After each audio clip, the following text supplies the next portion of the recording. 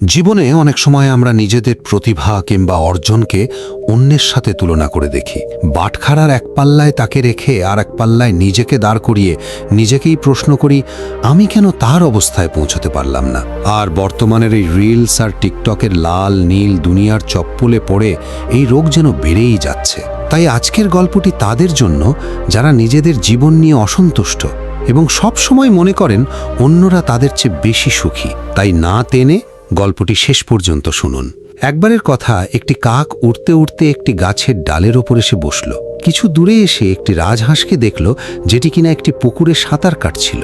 রাজহাঁসের সাদা ঝকঝকে পালক দেখে গ্রামবাসী মুগ্ধ হয়ে তাকিয়ে থাকল। কাকটিও বেশ আগ্রহী হয়ে রাজহাঁসটির কাছে যাওয়ার সিদ্ধান্ত নিল। কিন্তু গ্রামবাসীদের কাছে যেতেই কাকটি কিছুটা অস্বস্তিকর পরিস্থিতির সম্মুখীন হল। গ্রামবাসীরা হাত নেড়ে নেড়ে কাকটিকে তাড়িয়ে দিতে লাগলো, যেন তারা কাকটিকে আশেপাশে দেখতে চায় না। কাকটি ভাবল, আমি হয়তো তাদের নোংরা করে দেব, তাই তারা মনে হয় ভয় পাচ্ছে। তাই সে আরেকটি জায়গায় গিয়ে বসল, কিন্তু সেখানেও গ্রামবাসীরা তাকে তাড়িয়ে দিল। এই ব্যবহারে কাকটির মন খুবই খারাপ হলো। সে দেখল রাজহাঁসকে সবাই তার সুন্দর পালকের জন্য প্রশংসা করছে, খুব বাহবা করছে, কিন্তু তাকে কেউই ভালো চোখে দেখছে না। সবাই শুধু তাড়িয়ে দিচ্ছে। মনের গভীর হতাশা নিয়ে কাকটি গ্রাম ছেড়ে একটি জঙ্গলে চলে গেল। একটি গাছের ডালে বসে এসব ওইসব ভাবত, তার চোখ দিয়ে জল ঝরছিল। সে আফসোস করে বলল, আমার এই কালো পালকের জন্য সবাই আমাকে অবহেলা করে। ইস, যদি আমার রাজহাঁসের মতো সাদা পালক থাকতো, তবে আমিও নিশ্চয়ই সুখী হতাম, মানুষের বাহবা কুড়াতাম। এমন সময় এক বৃদ্ধ কাক ওই জঙ্গল দিয়ে যাচ্ছিল। তার কান্না ওই বৃদ্ধ কাকটির নজরে পড়ল। বৃদ্ধ কাকটি উড়ে তার কাছে গেলেন এবং জিজ্ঞেস করলেন, তুমি কাঁদছো কেন? এত দুঃখ কিসের? কাকটি তার কান্না থামিয়ে উত্তর দিল, আমার এই কালো পালকের জন্য আমি খুব কষ্টে আছি।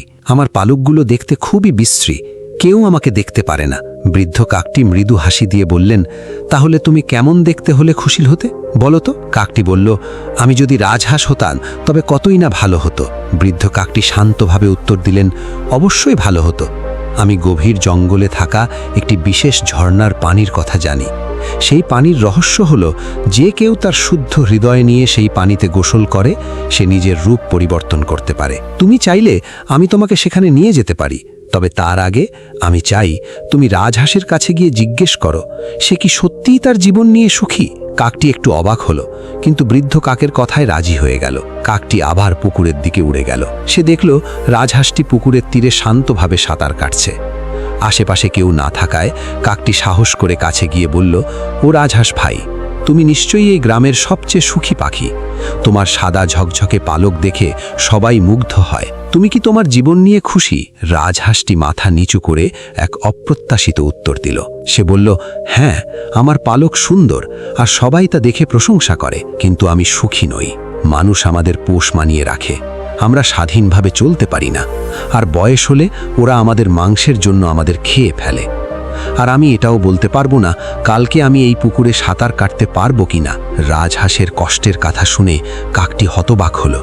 সে জিজ্ঞেস করল, তাহলে তোমার মতে কারা সবচেয়ে সুখী? রাজহাঁস বলল, আমার মনে হয় টিয়া পাখি সবচেয়ে সুখী। তার রঙিন পালক আমার সাধারণ সাদা পালকের চেয়েও আকর্ষণীয়, আর তার মাংসও খায় না। রাজহাঁসকে ধন্যবাদ দিয়ে কাকটি এবার টিয়া পাখির খোঁজে রওনা দিল। অনেক খোঁজার পর সে একটি গাছের ডালে একটি টিয়া পাখিকে দেখতে পেল। কাকটি বলল, ও টিয়া পাখি, তুমি নিশ্চয়ই সবচেয়ে সুখী পাখি। তোমার রঙিন পালক দেখে সবাই মুগ্ধ হয়, কিন্তু তুমি কি সুখী? টিয়া পাখি চিন্তিত চোখে চারপাশে তাকিয়ে বলল, হ্যাঁ, আমার পালক রঙিন আর সবাই এটা দেখে প্রশংসা করে, কিন্তু এই রঙিন পালকের জন্যই মানুষ আমাদের ধরে নিয়ে যায়, আমাদের সারাদিন খাঁচায় বন্দি করে রাখে, তাই আমি সব সময়ই ভয় থাকি। টিয়া পাখির কথায় কাকটি আরো দুঃখ পেল। সে বলল, তাহলে তোমার মতে কারা সবচেয়ে সুখী? টিয়া পাখি বলল, আমার মনে হয় ময়ূর সবচেয়ে সুখী। মানুষ তাকে ধরে রাখলেও তার জন্য বড় খাঁচা বানায় এবং তার সৌন্দর্য দেখে মুগ্ধ হয়। কাকটি দেরি না করে চিড়িয়াখানার দিকে উড়ে গেল, যেখানে একটি ময়ূর ছিল। ময়ূরটির কাছে গিয়ে কাকটি বলল, তোমার পালক দেখতে খুব সুন্দর, সত্যিই তোমার সৌন্দর্যের কোনো তুলনা নেই, তুমি নিশ্চয়ই বিশ্বের সবচেয়ে সুখী পাখি। ময়ূরটি শান্তভাবে বলল, না বন্ধু, আমি সুখী নই। আমার সুন্দর পালকের জন্য মানুষ জোর করে সেগুলো ছিঁড়ে নিয়ে যায়। এই যন্ত্রণাটি সহ্য করা খুব কঠিন। পালকগুলো আবার গজালে তারা আবারও ছিঁড়ে নেয়। আমার এই দুঃখের চক্র কখনো শেষ হয় না। ময়ূরের কথায় কাকটি খুবই মর্মাহত হলো। ময়ূর বলল, সত্যি বলতে কি, আমি যদি কাক হতে পারতাম তবেই ভালো হতো।